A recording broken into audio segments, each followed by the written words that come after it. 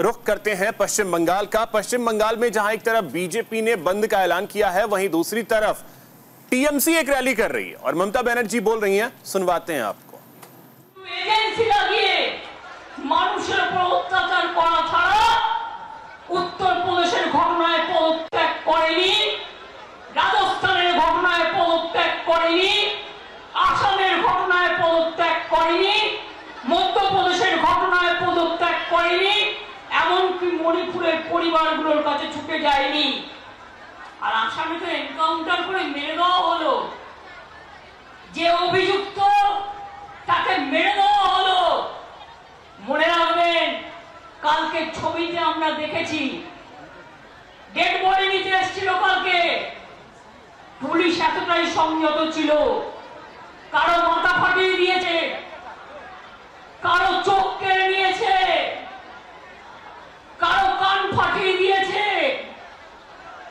কারো হাত পা ভেঙে দিয়েছে।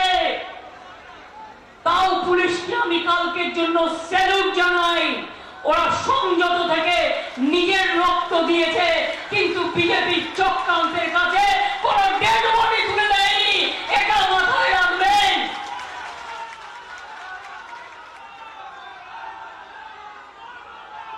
এত তাড়াহুড়া কিসে?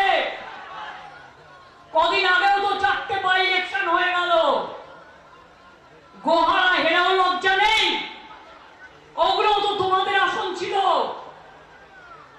সারা ভারতবর্ষে কোথাও জিতবে না জেনে রাখুন। তাই আজকে চক্রান্ত করে বলুন তো একটা কথা, আমি জাজ দিয়ে বলতে চাই না, কিন্তু জাজমেন্ট নিয়ে বলবার অধিকার আমি একজন আইনজীবী হিসেবে জিজ্ঞেস করছি। আমি আইনে প্র্যাকটিস করেছি অনেকদিন।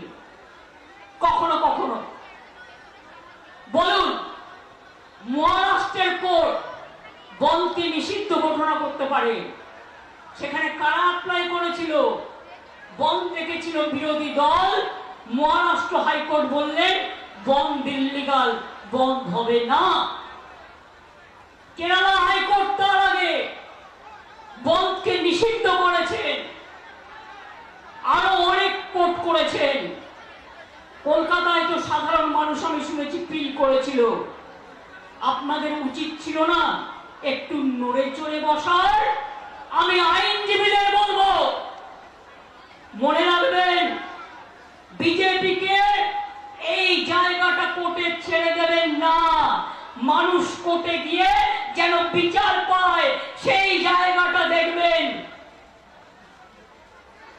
অভিষেক বলল আমাদের পুলিশ টাইম পেয়েছে 4 দিন। আমি এবার আপনাদের বলি, আমি ঝাড়গ্রামে ছিলাম, আমি 9 তারিখে ফিরছিলাম বিকালের দিকে। আমার কাছে খবর যায়, তখন ইতিমধ্যেই পুলিশ কমিশনার থেকে শুরু করে তার পরিবার সকলে পৌঁছে গেছে। আমি তাদের সাথে কথা বলে যা যা করণীয়, জুডিশিয়াল ম্যাজিস্ট্রেট ডাকা থেকে শুরু করে, দেখুন ঘটনা একটা দুর্ভাগ্যজনক ঘটেছে, তারপরের অ্যাকশনটা যাতে কোনো রকম দেরি না হয়, কোনো রকম ভুল ত্রুটি না হয়। আর আমরা চেয়েছিলাম 7 দিনের মধ্যে ফাস্ট ট্র্যাক কোর্টের মধ্যে দিয়ে আমরা ফাঁসি করে দেবো, এটা আমরা চেয়েছিলাম। আমরা বিচারের দাবি চাইব। আজকে যারা কামদুনি বলেন তাদের বলি, কামদুনি কেসেও আমরা ফাঁসি চেয়েছিলাম। দুজনের যাবজ্জন্ম হয়েছিল হাইকোর্টের রায়ে। অনেক চোর ডাকাতকে এখন ছেড়ে দেওয়া হয়। মনে রাখবেন, এমনকি আমার কাছে প্রায় ফাইল আসে, 10 বছর 12 বছর হয়ে গেছে, ওদের ছেড়ে দেওয়া হোক। কেন ছাড়া হবে? যে খুনিটাকে কেন ছাড়া হবে? যে ধর্ষণকারী কেন ছাড়া হবে? যে অত্যাচারীটাকে কেন ছাড়া হবে? কিসের নিয়ম? কিসের নিয়ম?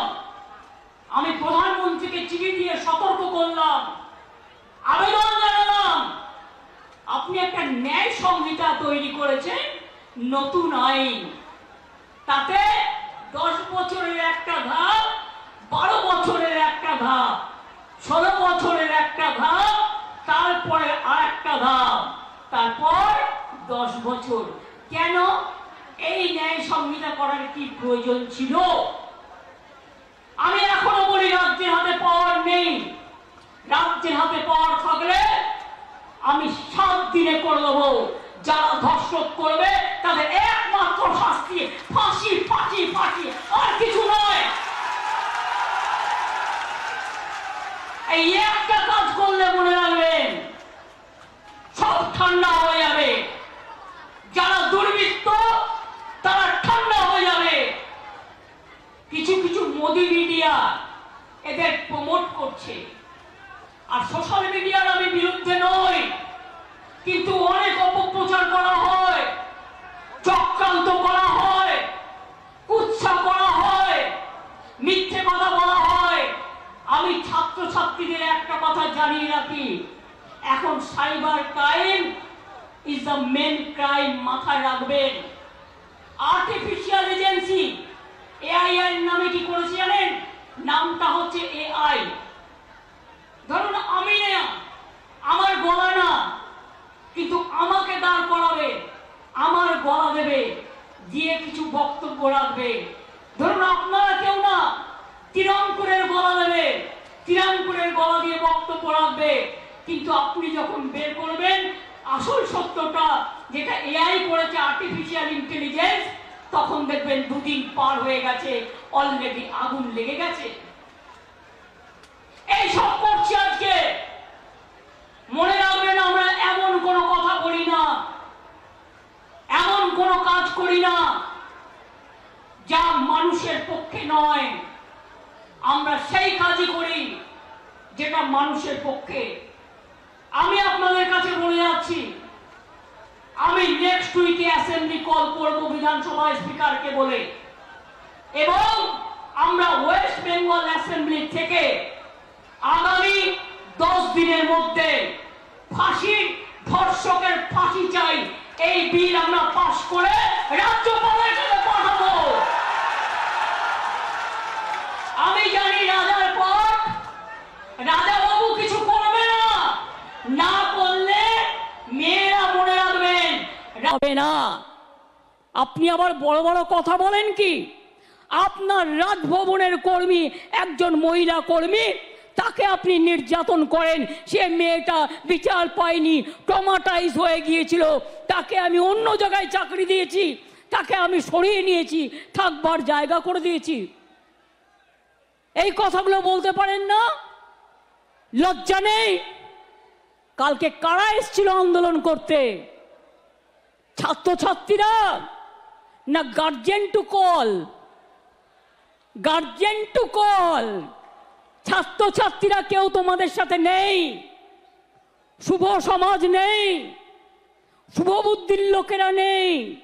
আচ্ছা বলুন তো, যদি বাংলার লোক হয় তারা নবান্ন চেনে না? তারা রাজভবন চেনে না? আমি তো কালকে দেখলাম রাজভবনের দক্ষিণ গেটেও ঢিল মেরেছে। এরা কারা? এরা কোথাকার? কোথার থেকে এসছে? আমি পরিষ্কার বলে যাই, বাংলা সবাইকে গ্রহণ করে, সবাইকে আসন দেয়, সবাইকে অলঙ্কৃত করে, সর্বধর্ম মানে, সবাইকে ভালোবাসে। কিন্তু কেউ যদি মনে করেন বাইরে থেকে এসে বাংলাকে অচল করবেন, বাংলাকে অশান্ত করবেন, তারা মনে রাখবেন বাংলার মৃত্যু নেই, বাংলা অচল হয় না, বাংলা সচল থাকে। প্রত্যেকটা লোককে যারা মেরেছে খুঁজে বের করা হবে, এবং প্রত্যেকের আমরা চাই শাস্তি হোক। কোর্ট কি করবে আমি জানি না, বিজেপি বললেই কোর্ট ছেড়ে দেয়, মানুষ তো শাস্তি দেবে, এটা মাথায় রাখবেন। আমি মানুষকে কথা বলবো না, আইন হাতে তুলে নিক।